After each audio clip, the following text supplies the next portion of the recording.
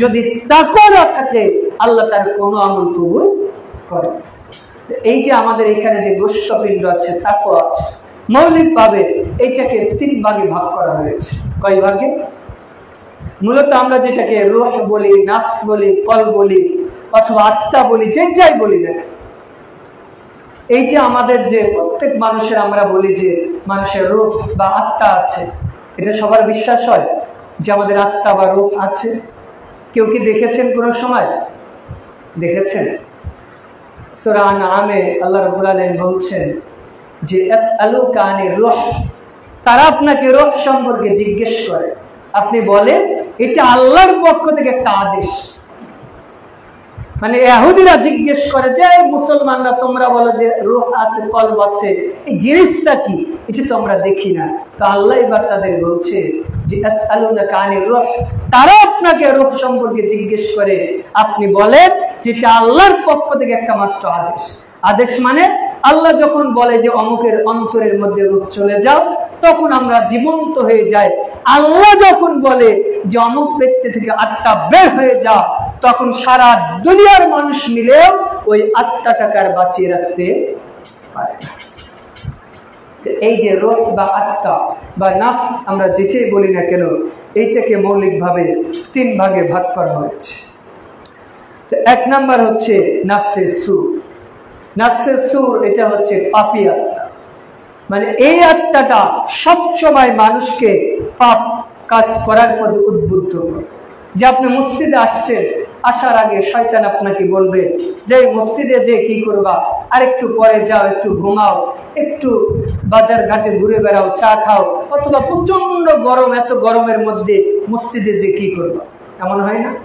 হয়তো আপনি মসজিদ থেকে বের হচ্ছেন, আপনি মোবাইল নিয়ে ঢুকেছেন, একজনকে 1 মিনিট ফোন দিবেন, দেখবেন একজনকে ফোন দিতে দিতে আপনার 1 ঘন্টা আধা ঘন্টা চলে যাচ্ছে। ওই যে আপনার নাফস, এটা হচ্ছে নাফসের সুর। এটার নাম কি? বলেন আমার সাথে বলেন, নাফসের সুর মানে হচ্ছে খারাপ, মানে খারাপ কাজের প্রতি উদ্বুদ্ধ করে। আল্লাহ সূরা ইউসুফ 12 নম্বর সূরা 53 নম্বর আয়াতে বলছেন ইন্নান নাফসা লাআম্মারাতু বিসসু। আল্লাহ বলছেন নিশ্চয় মানুষের অন্তরে একটা নাফস আছে, এই নাফসটা মানুষকে সব সময় পাপ কাজের প্রতি, খারাপ কাজের প্রতি উদ্বুদ্ধ করে।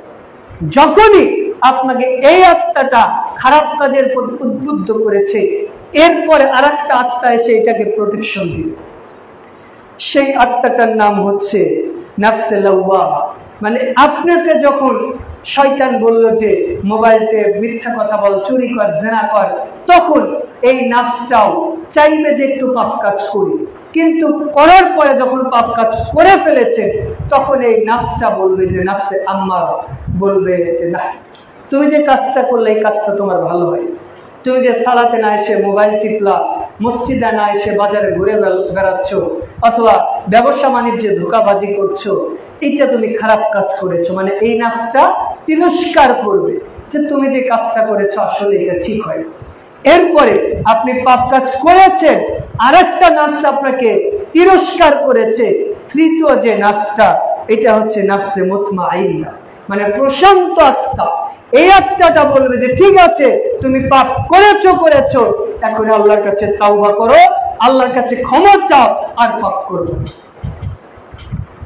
অথবা যখন আমাদের এই যে নাফসে সু এসে ধোঁকা দিল যে পাপ কাজ করো, এরপরে যখন ওই নাফসটা লাওয়ামা ধোঁকা দিলে এরপরেও আমরা পাপ কাজ করার চেষ্টা করছি, তখন নাফসে মুতমাইন্না বলছে যে না না, তোমার পাপ কাজ করতে হবে না, তুমি ভালো কাজ করো, সালাতে যাও, বৈধভাবে ব্যবসা করো, মানুষকে ধোঁকা দিও না, জিনা করো না, চুরি করো না, মিথ্যা বলো না। এই যে আপনার একটা নাফস পাপ কাজ করতে বললো, আর একটা নাফস ধোঁকা দিল, কিন্তু সর্বশেষ ফাইনালি এসে এই নাফসটা আপনাকে পাপ থেকে দূরে রাখলো। এটাকেই বলা হয় প্রশান্ত আত্মা বা একেবারে আল্লাহর কাছে গ্রহণযোগ্য বা বিশ্বস্ত আত্মা।